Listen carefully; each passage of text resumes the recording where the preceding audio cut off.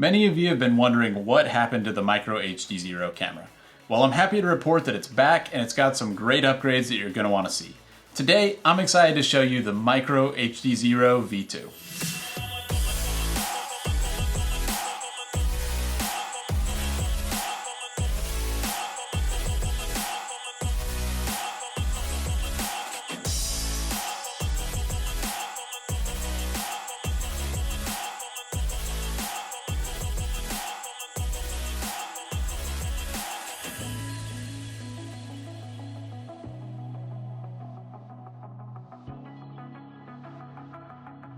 Hey guys, welcome back to another video. Like I said, today we're going to be talking about the Micro HDZero V2 camera. This is a new micro-sized camera from HDZero, and I think this camera has some features that you guys are really going to like.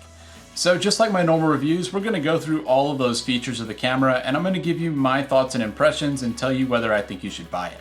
But I know that what you guys really care about is the flight footage, so we're gonna do things a little bit differently today, and we're actually gonna start there and start by looking at what it's like to actually fly with this camera. Let's go ahead and go outside and start doing some flying. First, I want to talk about the 4:3 aspect ratio of this camera. Now, this is something that I know a lot of you guys have waited for a long time, and it's finally here. This camera supports both modes, so you can use it in either 16:9 or 4:3 mode. And when you use that 4:3 mode, you do get a larger vertical field of view. So with the 16:9 mode, you get a 67-degree vertical field of view, and with the 4:3 mode, you get an 89-degree vertical field of view. So it's much larger on the top and the bottom. You can see a lot more. Both of these modes have the same horizontal field of view of 122 degrees. Flying in 4:3 really is better. It seems like you can see the obstacles a little bit easier, and I felt a lot more confident flying quickly around things like these trees.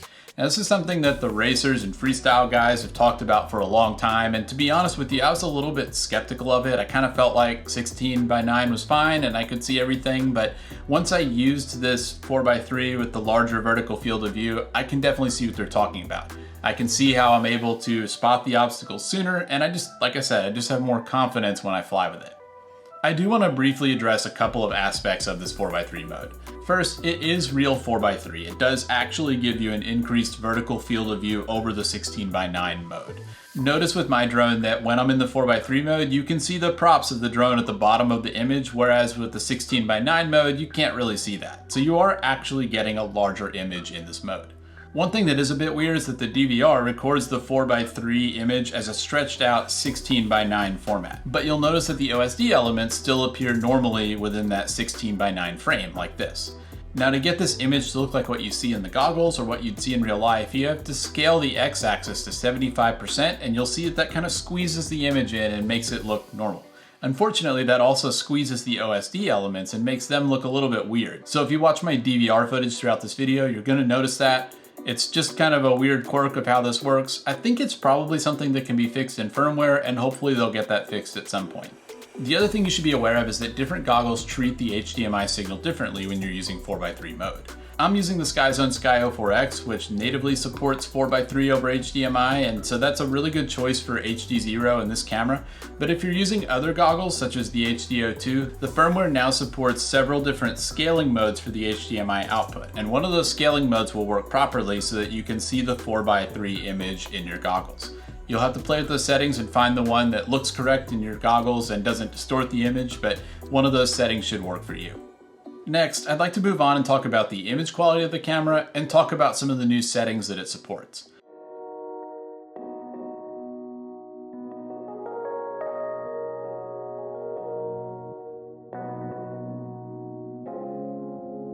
In terms of the general colors and image quality, I'm really happy with what I'm seeing from this camera. It has the same true-to-life colors that I've gotten accustomed to from the HDZero cameras, and I'm just really happy with what they're doing with the colors on these cameras. It looks very real. I think it's very close to what you actually see in real life, and it doesn't impart too much character on the image. I find it to be really nice and really pleasing to fly. If I had to point out something specific about the colors, I'd say that if you're using the high saturation mode and flying later in the day, you'll notice that the white balance is a little bit on the warmer side. This is a little bit too warm maybe, but I mean, that's really nitpicky. And in most cases, I found that the white balance was dead on. And I actually do kind of like that warmer look. It accentuates some of the golden hour light that you get at this time of day. Speaking of saturation, I still find that I prefer the high saturation setting in most cases. If you're flying somewhere that has sky and grass, you'll notice that it really brings those colors out well, looks really good. There are still the low and medium saturation options, so if that high saturation's a bit too much, you can always turn it down. You know, the high saturation does sometimes pick up some colors maybe a little bit too brightly. There's a fence in this shot that you can see looks just extremely bright on that high saturation setting, but in most cases, I feel like it gives me a much better image and an image that I'm happier with.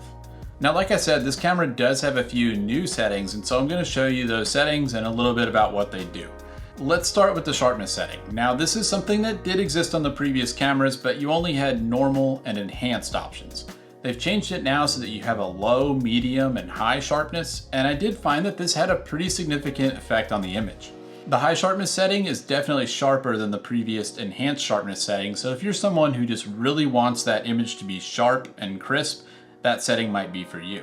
The low sharpness setting makes the image noticeably softer, and in some cases I actually found this to be a good thing. If you're flying across a landscape and you've got some things really close to you and some really far away, your camera lens isn't really going to be able to focus on both of those things equally, and in those cases using that lower sharpness setting can kind of soften up the whole image, make it all look more even, and in many cases I found it to look pretty good. I was really pretty happy with that setting. But I'm boring, and for the most part I actually do prefer the medium sharpness option. They've also added a contrast setting with low, medium, and high options, and as you might expect, this affects the contrast of the image. I found this setting to be a little bit more subtle. It didn't make as big of a difference in the image as some of the other settings, but it definitely does adjust the contrast, so you can look at them side by side and decide which one you would prefer. Next, we've got this new max gain setting, and to talk about that one, we're going to have to fly in the dark.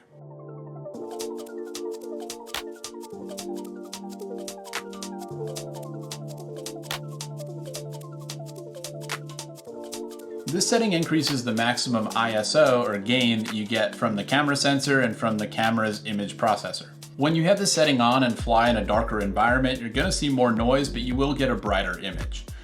Now, this setting doesn't make any difference during the day, so you're not going to see any more noise flying with this during the day. But when you get into those lower light environments, it's going to increase that gain and you're going to see more noise, but you are going to get that brighter image. I found this setting to make a pretty big difference at night. It's definitely much brighter and much easier to see with this setting turned on. Now, you do get that more noise, so if you look up in the sky specifically, you can really see a difference in the noise when that setting is enabled, but I found that it was well worth it for the increased visibility that I had when the setting was turned on. This camera does perform very well in the dark. If we compare against the original Micro HDZero camera, you'll notice that the V2 has much less noise and really a much nicer image than what we got from the original camera. You will notice that the colors are different in this comparison, and that's for a couple of reasons. The main reason is that the footage from the Micro HDZero camera was from a couple of months ago while the grass was still green, so that's most of the difference that you're seeing here. But the Micro V2 camera does seem like it loses a little bit of color saturation as you crank up the gain. I wasn't that surprised to see this. It's really pretty common on cameras, and if you wanted to, you could compensate for it by using the high saturation setting. In this comparison, I was using medium saturation for the Micro V2. Overall, I felt like this camera performed really well at night. I noticed that it's really good at quickly changing exposure when you turn toward or away from lights, which is something that's really valuable. You know, you don't want to turn it toward a light source and have it blow out the image to where you can't see anything, and this camera did really well at making those adjustments. I was really happy flying with this in the dark. To round out that list of settings, they've added the horizontal vertical flip option, so now if you mount your camera upside down in the frame, you can use that setting to flip the image back upright. Really glad they added that. So now that you've seen some flight footage and kind of have an idea of what it's like to fly with this camera, let's go back to the studio and talk about some of the physical characteristics of the Micro HDZero V2.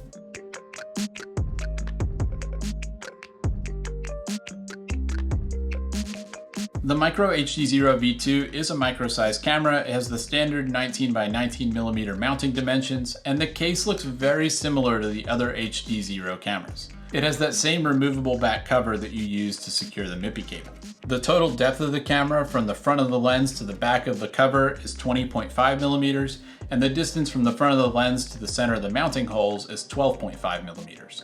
The lens on the Micro V2 is an M12 lens, and it's the same physical diameter as the one on the original Micro HDZero camera, but this is definitely a different lens. It sticks out much farther from the camera body than the one on the original HDZero camera. This is probably a good thing. It's more likely to fit in your frame without the standoffs in view. That's a problem that people had with the original Micro HDZero camera, but this one's a much more standardized size. You're probably not going to have any trouble fitting this in your frame. We should also talk about the weight. So this camera is 8.05 grams, which makes it the heaviest camera in the HDZero lineup, but it is still lighter than the Digisight 3. That camera was around 8.84 grams. If you're really weight conscious on your build, you can actually save a little over half a gram by removing the back cover from the camera. For me, when I did that, it got the weight down to 7.45 grams. That's really about all there is for the physical characteristics. There's nothing too surprising here. It's sized like a normal micro camera. It's about the same weight as a normal micro camera. Nothing too crazy, which is probably a good thing. But I want to go ahead and move on and tell you what my thoughts were on this camera after doing all of this testing.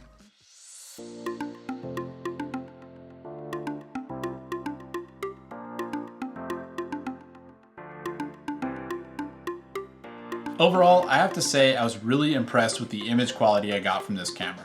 Now you guys know that I reviewed the original Micro HDZero camera and the Nano HDZero camera, and I really liked the image I got from both of those cameras, but this one is definitely better. I felt like this camera had noticeably increased detail over those cameras and the same great colors, which I already liked. I also really like that we have all these new settings to adjust for this camera.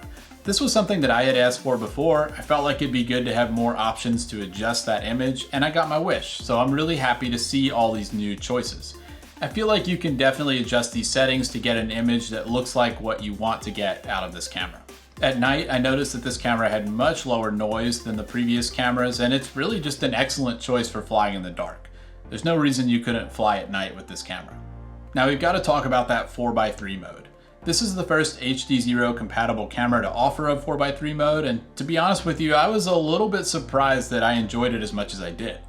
I always thought 16:9 was fine. I didn't really think I would care much about that increased vertical field of view, but I was wrong. It is actually really nice to fly with. I think the racing and freestyle guys are really going to like this. It just lets you fly more quickly and more confidently because you can see obstacles coming and you can see around things a little bit more easily with that increased vertical field of view.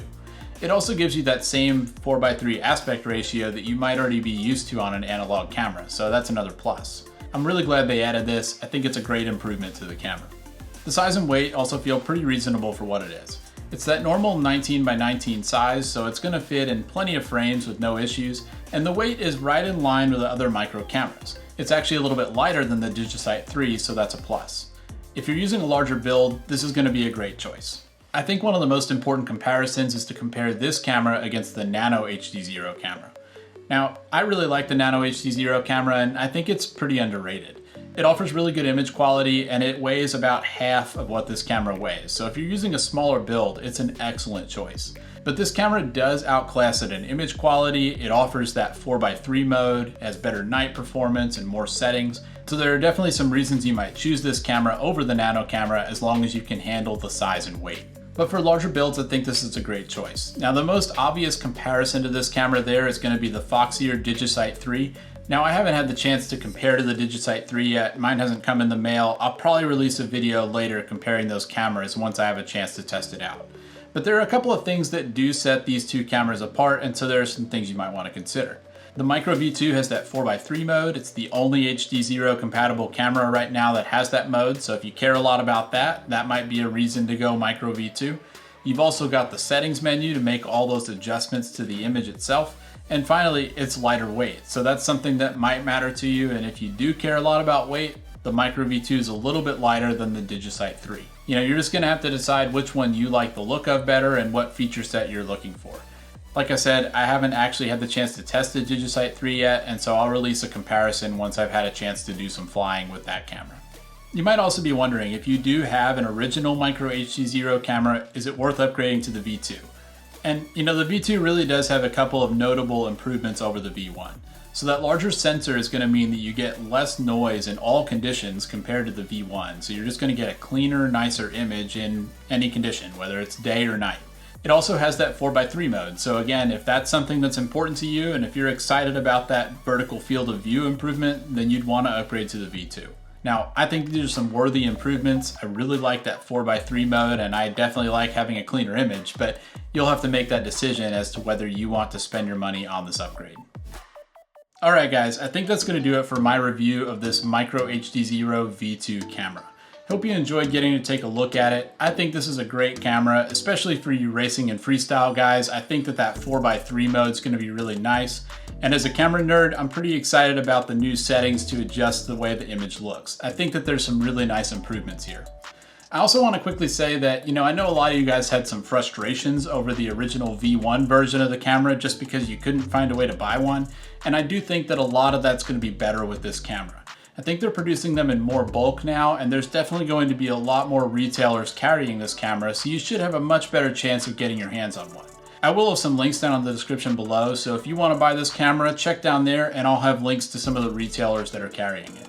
As always, I'd encourage you guys to leave a comment down below if you have questions about this camera. I'd be happy to try and answer those for you. And if you are interested in this stuff, if you're interested in HDZero, I'd encourage you to subscribe to my channel. So I always cover the new products that come out, and I really like talking about this stuff, so I definitely encourage you to stay tuned for more. Anyway, that's gonna do it. So thanks again for watching, and I'll see you guys in the next video.